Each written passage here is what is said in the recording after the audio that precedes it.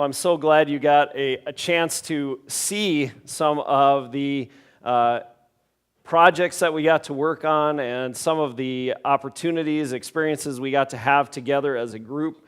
I know for me, it's hard to believe that it was a week ago. Right now, we were probably stopped in Decorah about halfway and stopping at Dunning Springs and just getting our trip started. And now here we are already telling you about it and what it meant to us.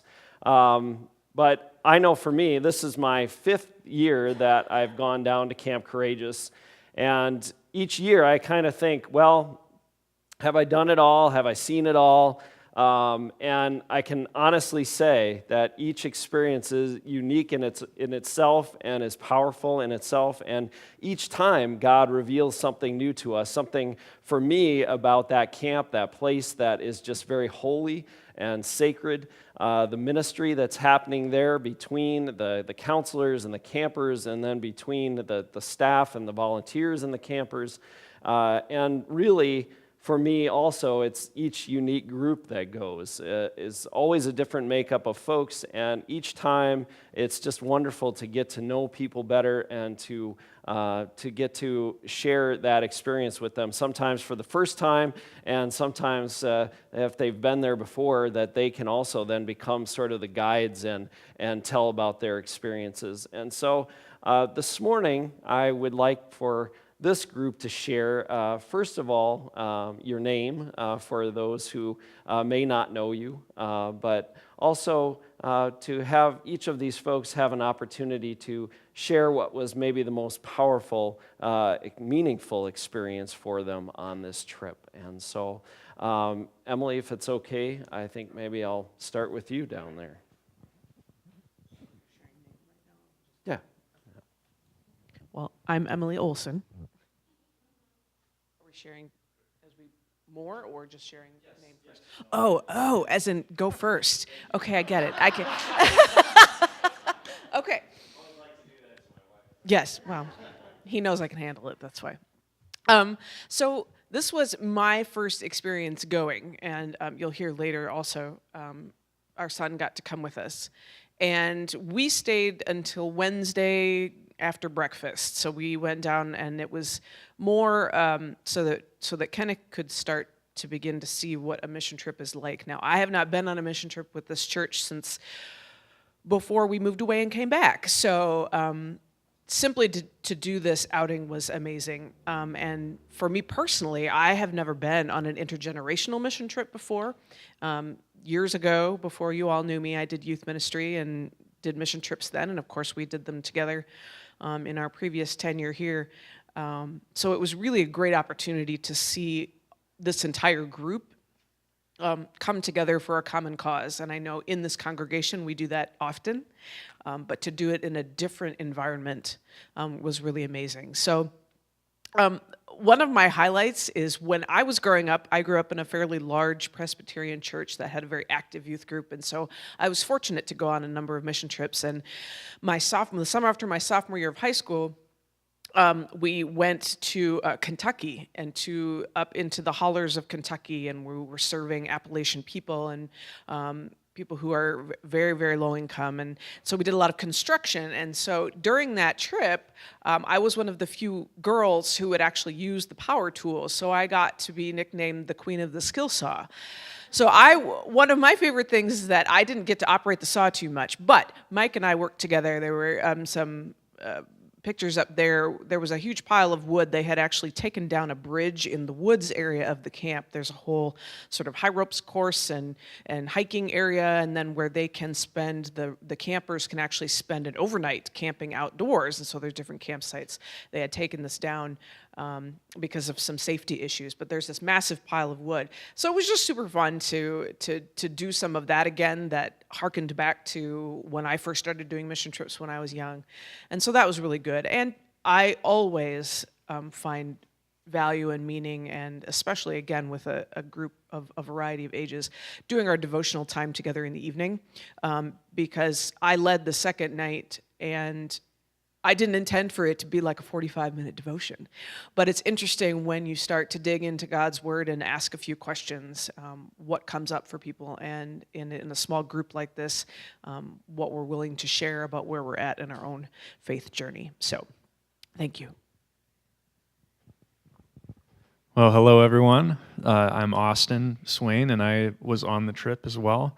And it was really a great experience. As you guys know, I've only been a part of this congregation for a very short time in comparison to many of you. And so it was cool to be able to be a part of this trip and to get to know all these people even better than I've gotten to know them already, and which was just an incredible opportunity. And it was wonderful to be able to go to Camp Courageous and see just what's going on there.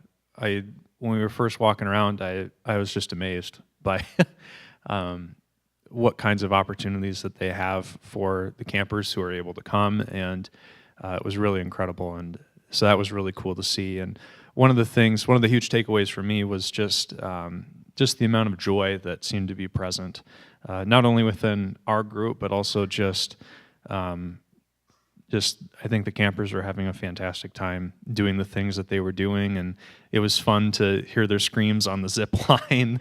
And there's even a scare at one point where we thought someone was screaming like "Help me, help me!" and we thought that maybe someone got hurt with a power tool or something like that.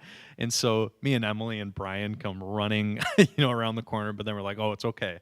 It's just a camper on the zip line." Yeah. And I'm certified in first aid and CPR, and so I was ready to go. I was like, all right, someone get a belt. There's probably a lot of bleeding. But yeah, yeah, we wouldn't have looked that cool. But it was just a really fantastic experience, and it was great to be able to just put in some work and with a campground the size of Camp Courageous, there's a lot that needs to be done, and there's a lot of things that need to be done repeatedly. And so it was just great to be able to help those staff out. And I worked for kind of a camp for a little while, and I know just how exhausting it can be when you're there day in and day out for an entire summer, for a whole season, or even longer than that. And so it was just great to be able to come in and give a little bit of relief for some of their people there, and just be able to serve. So, good morning. Oh, where do I start? There's so much. I wish Shake was here with us as well. I guess I'll start out with this group. We bonded, probably more than we should have. And seriously, I've never laughed so much since high school with my group of friends in high school. It was just what an amazing experience with you guys, getting to know you better, and that relationship will continue on from that point as we move forward into the future. And look forward to getting to know you more and doing more things. The camp is absolutely amazing. I really didn't know what to expect, but I kind of had some ideas in my mind from when I was a child and went to camp, and I was expecting this rustic, kind of rundown place, and it was just incredible what they've done over the years with volunteers and donations. The love and joy of Christ just fills that place. He is most certainly present there, and I saw that time and time again with the counselors, with the campers, and even with ourselves. Wonderful place to challenge yourself, and the encouragement you get seeing the campers and how courageous they are and the things that we're doing. The zip line, as Austin just spoke about. In that particular instance, the outhouse crew, and we had the zip line, and then I think you guys were cutting wood or something at that point, and we heard the same thing, and we thought somebody down there got hurt from our group. So kind of interesting that, it was right between us. But, the food was quite an experience, and, I made sure before we left they got salt and pepper, right? Because that was the thing. I was the salt and pepper king on all the food, and, ended up making it edible. And just personally, you know, I encourage anybody. For me, I'm going on 50 years old, and this is the first time I've taken a mission trip. And that's my only regret, is that I've waited so late into life to experience something like that. So I encourage anybody that's even slightly thinking about doing it, please, you know, be courageous. Put your fears aside and step up and take the next opportunity you have to serve. Thank you. And I want to pause 1 second and just say a special thanks to David. David, many of you may know, is a handyman by trade, and can do lots of different construction projects. And I know the folks, the staff there, were so thankful because they had this outhouse project that just got kind of green lighted right before we got there. They got all the supplies and things that they needed to build that, but they needed a contractor. They needed somebody who was going to take that on. And David had Anna and Jack and Shake, and basically, you know, taught them a lot of life skills as well, building skills. And they, if it weren't for the weather giving them trouble a few days and a door issue one day, they would have had that thing completely done. David, you deserve a lot of credit for that, because that was a big project, and they appreciated that so much. And yeah, I just wanted to say a little something extra too. I absolutely enjoyed teaching the 3 youth that were on the group with us. Anna learned how to use a drill properly. Shake learned how to use a saw safely, as to not cut your fingers off. And Jack too, just more than just teaching them. I mean, I explained why we do things the way we do in construction, even as down to the simple measurements, 16 on center, and how that all coordinates with all the, excuse me, all the products that we purchase for construction. So I believe they all took a little something from that, and hopefully they continue to learn so they can be self-sufficient on their own homes. So thank you. And when you see Shake, tell him thank you. He was a big help on that. Yeah, unfortunately, Shake couldn't be here today. He wasn't feeling so well this morning. So. Hello, I'm Mike Roberts. Karen, just to let you know, if you want to call Camp Courageous and get the Jell-O recipe, Christina loves that. Loves that. It will stay with you like for 2 days with no carbohydrates or flavor. Anyway, one of the things about Camp Courageous is there's not a level piece of ground on that property. And I see Bob way back there, and he can attest to that. I think maybe the basketball court's level, but other than that, it's uphill, downhill, and around hill. And we, Brian, I, and Emily, and Austin went to, somebody said the farthest corner of the property ever for a long time. One area of the lake is all fenced in, and in that fenced-in area, it's got to be 10 acres. So we were outside the fence in the very corner, and 550 feet out, we had to clear an area because Eagle Scout is going to put a fence there. So one side will be Camp Courageous property line, and the farm will be on the other side. And it was hot and wet and muddy, but I did get to meet the nurses in the care center when I got a little scratched up too much and probably bled a little bit too much. But what an experience with these people, and we were all amongst all of us. We will always have a hidden secret about our adventure that nobody will ever know about. That made it even crazier. But the people there are amazing. When I didn't think I could take another step, and one of them said, "Thank you. Put your big boy pants on and get to work."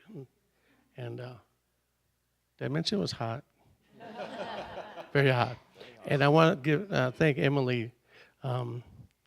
She always made sure that we had water, because guys, you know, we ain't bringing our water.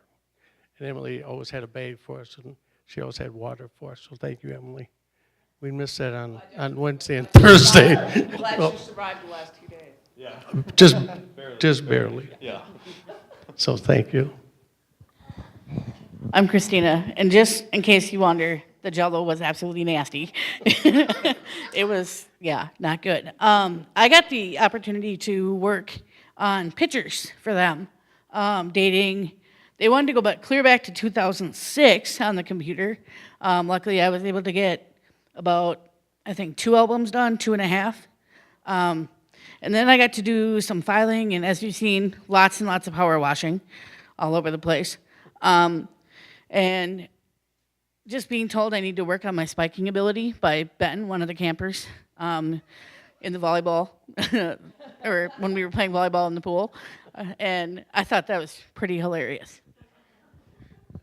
I'm Anna. It was really fun. It was fun working on the outhouse. And yeah. And chopping wood. My name is Jack, and this was my first year going to Camp Courageous and any mission trip, and I learned a lot of skills from my dad in the outhouse.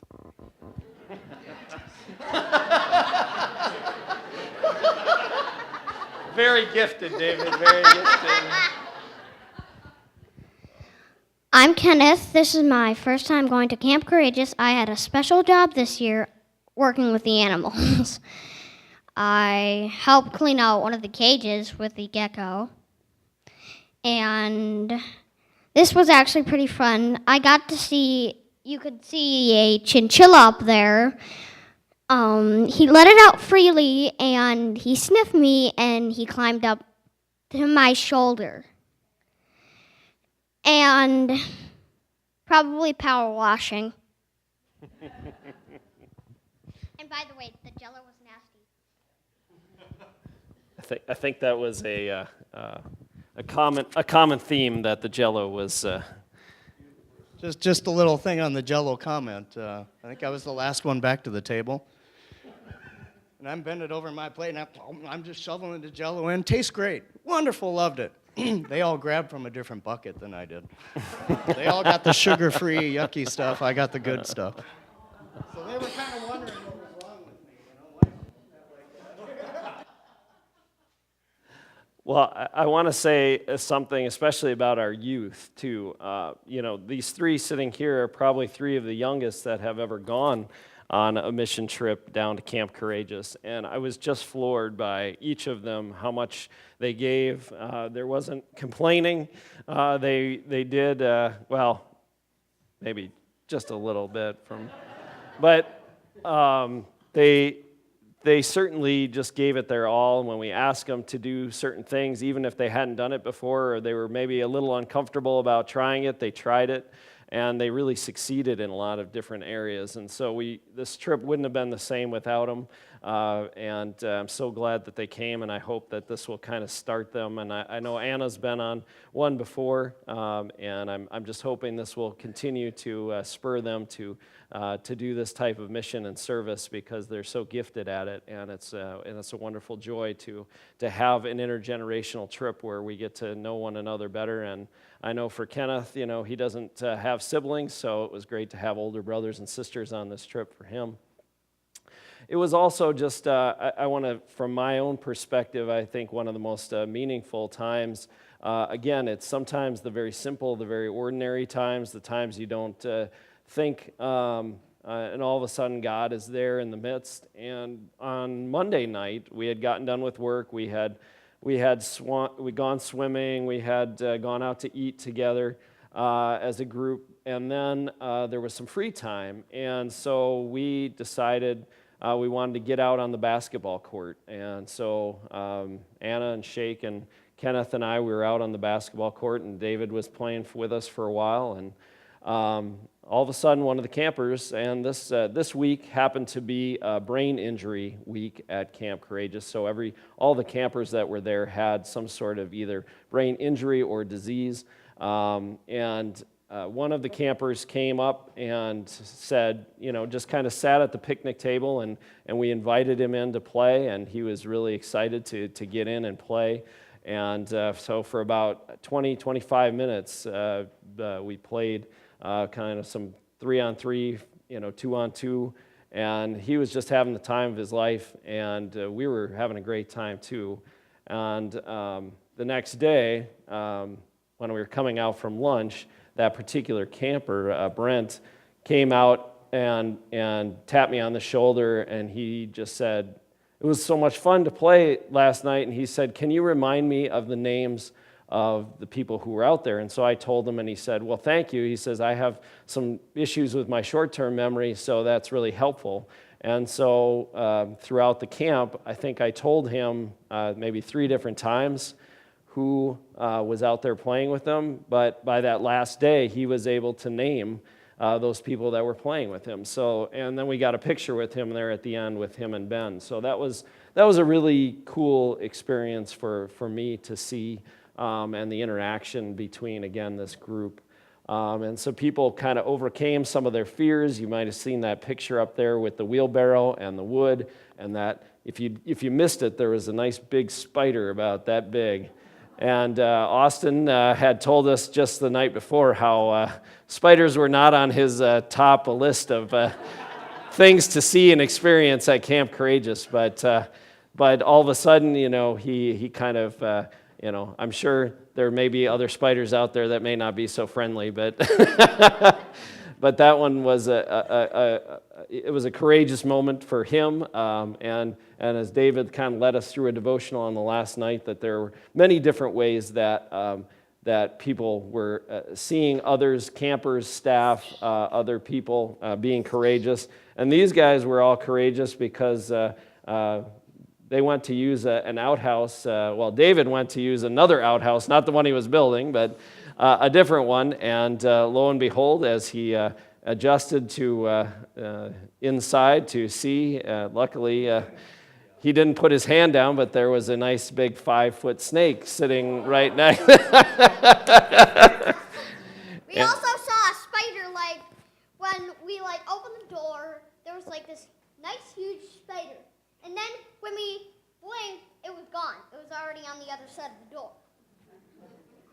They were moving quickly, but then these guys went and checked out the spider, and when the door was thrown open, then David kind of had a little fun with them too, and faked him out like he was going to hold it up, and they ran. And that was another one of those screams where we kind of felt like maybe we need to go and provide some emergency services. But yes, Mike, one last thing. I got one thing to say to Mr. Shaw.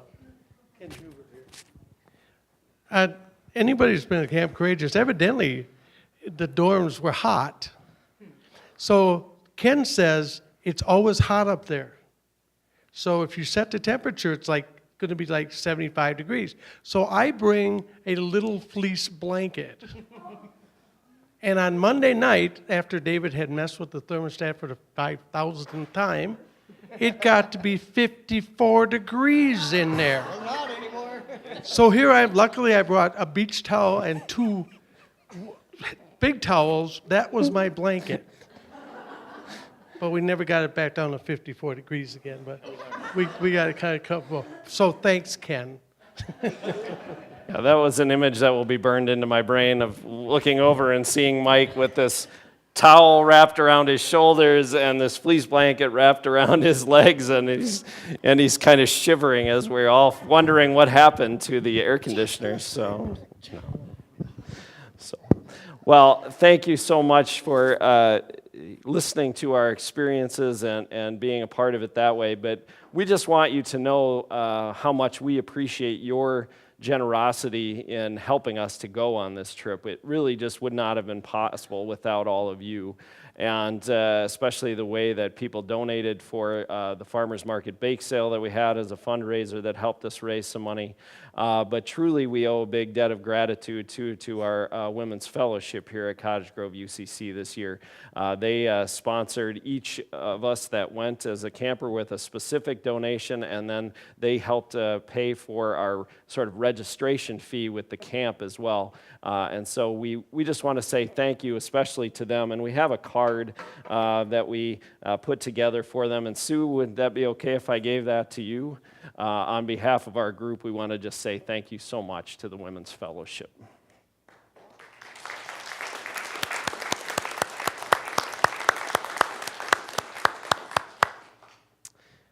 And now, as we did together at camp and as we do together here in worship each week, can we rise and can we sing together?